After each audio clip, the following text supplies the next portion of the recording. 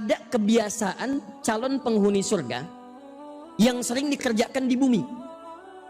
Jadi kalau Anda melihat orang seperti ini, kata sebagian pakar tafsir, itu orang adalah orang ahli surga yang sedang Anda lihat di bumi. Dan surganya itu surga spesial. Di surganya persis di taman surga, tempat yang paling indah di surganya. Apa kebiasaan orang ini? Itu orang suka istighfar menjelang subuh. Di malamnya dia bangun, dia tunaikan tahajud, begitu menjelang subuh dia istighfar. Astagfirullah, astagfirullah, astagfirullah. Itu ada di Quran surah ke-51 ayat ke-18, paling kanan di pertengahan di mushaf. Quran surah 51 ayat ke-18. Wabil asharihum yastaghfirun. Tahan. Nah, kalau orang banyak istighfar, naik status dia. Statusnya jadi hamba yang dicintai oleh Allah Subhanahu wa taala. Kalau sudah naik status jadi hamba yang dicintai, maka hal pertama yang Allah berikan pada hamba itu, maaf, bukan dunia. Dunia terlalu kecil kata Nabi. Kalau ada manfaatnya maka walaupun sebesar sayap nyamuk akan diberikan kepada orang itu. Tapi karena terlalu kecil, manfaatnya nggak banyak, maka yang diberikan oleh Allah bukan dunia pada yang dicintainya. Yang pertama kali diberikan adalah ampunan dari semua dosa-dosa yang pernah dikerjakan. Buka Quran surah ketiga Ali Imran ayat 31. Paling kiri sebelah atas di mushaf. Quran surah ketiga ayat 31. Perhatikan kalimatnya. Qul in kuntum tuhibbunallaha fattabi'uni. Sekarang perhatikan kaidahnya. Yuhibbukumullah. Ada orang yang dicintai oleh Allah Subhanahu wa taala. Di Ali Imran ayat 31 kata Allah, ada orang yang dicintai oleh Allah. Di Al-Baqarah akhir ayat 222, di antara orang itu adalah orang yang senang istighfar. Lalu apa yang didapatkan oleh orang yang senang istighfar ini? Lihat ujung ayatnya. Wa yaghfir lakum dzunubakum. Orang yang dicintai oleh Allah ini, maka yang pertama diberikan oleh Allah, diampuni semua dosa-dosanya.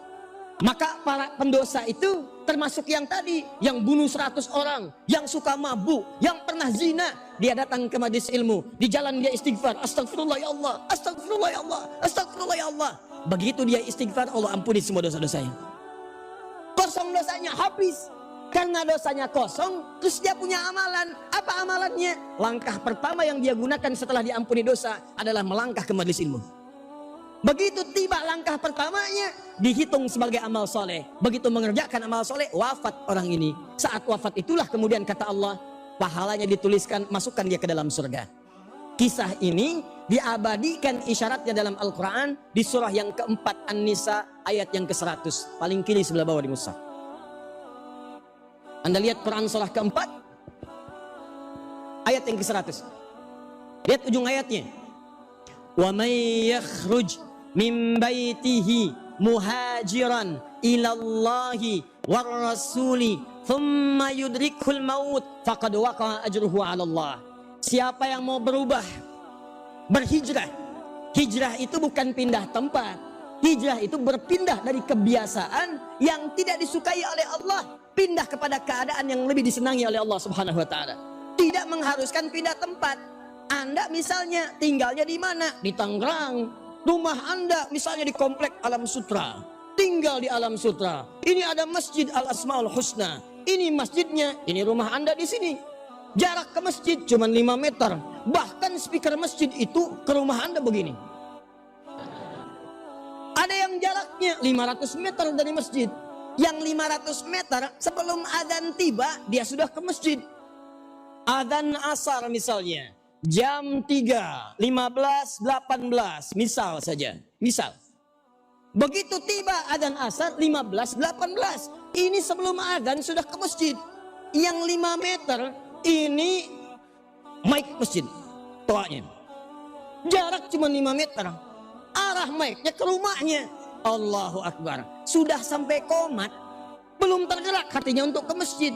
Ini sepeda ada, motor ada, mobil ada. Ini tidak memiliki apapun untuk berangkat ke masjid kecuali sendal dan kakinya. Perhatikan baik-baik.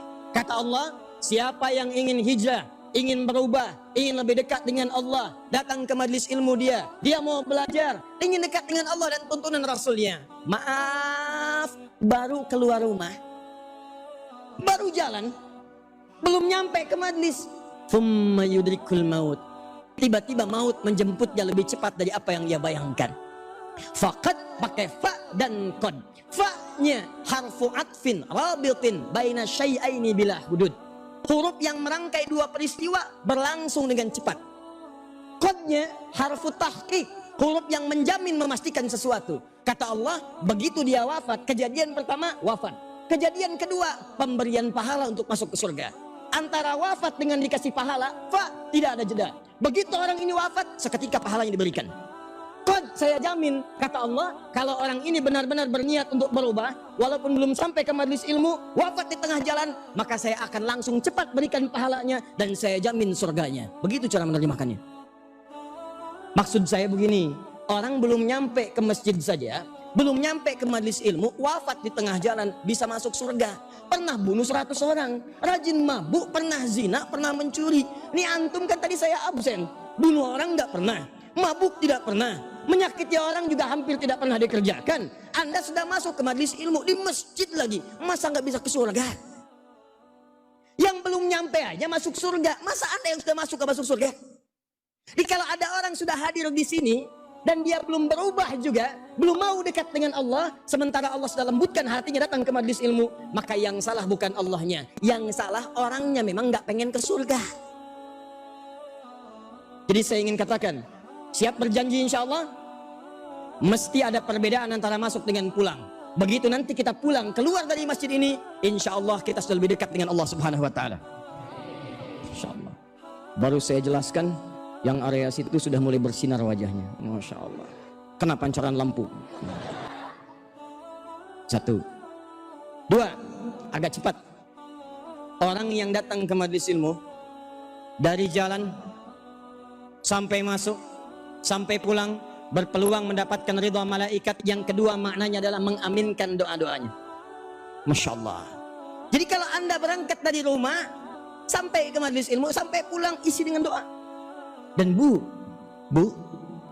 saya berikan berita gembira. Orang yang datang ke majelis ilmu, ketika kemudian dia bermohon kepada Allah, itu malaikat seketika mengaminkan doanya. Allahumma amin, Allahumma amin, Allahumma amin.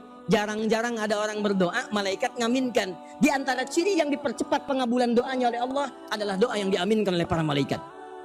Makanya saya mohon nanti saat berangkat, sudah nyampe di sini, pulang, berdoa kepada Allah. Walaupun Ustadz belum datang, doa. Ustadz sudah datang, selesai doa, pulang doa. Mungkin itu di antara rahasianya, ada doa belum terkabulkan. Inilah waktunya kita bermohon kepada Allah Subhanahu wa Ta'ala.